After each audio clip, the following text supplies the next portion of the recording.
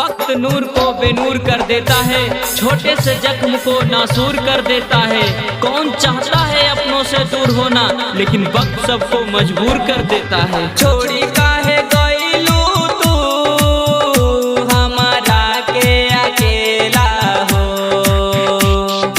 छोड़ी काहे गइलू तू हमारा के अकेला हो। हम तोहे अपन मननी, तू त खेललू हा खेला हो। हम तोहे अपन मननी, तू तो खेललू हा खेला हो।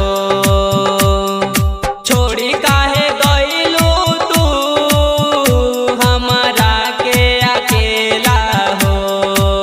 जिंदगी में बार बार सहारा नहीं मिलता, बार बार कोई प्यार से प्यारा नहीं मिलता है। जो पास उसे संभाल के रखना, खो कर वो फिर कभी दोबारा नहीं मिलता। प्यार के बगिया में आयल मौसम पतझड़ के, प्यार के बगिया में आयल मौसम पतझड़ के। पल पल रोवतानी हम तोह से बिछाड़ के, पल पल रोवतानी हम तोह से बिछाड़ के। छोड़ी काहे गइलू तू हमारा के अकेला हो। मेरा हर दिन तेरी हर रात से अच्छा होगा, मेरा इनकार तेरी करार से अच्छा होगा। अगर यकीन न हो तो डोली से झाँक कर देख लेना जालिम, मेरा जनाजा तेरी बारात से अच्छा होगा।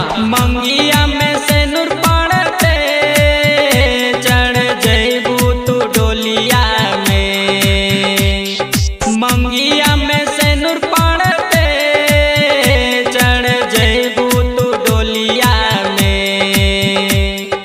राज अनमोल काबो नहीं आई तोर गलिया में,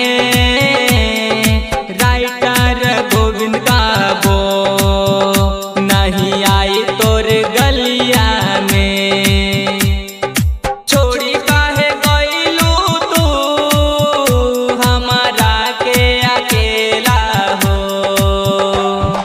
छोड़ी काहे गइलू तू हमारा के अकेला हो।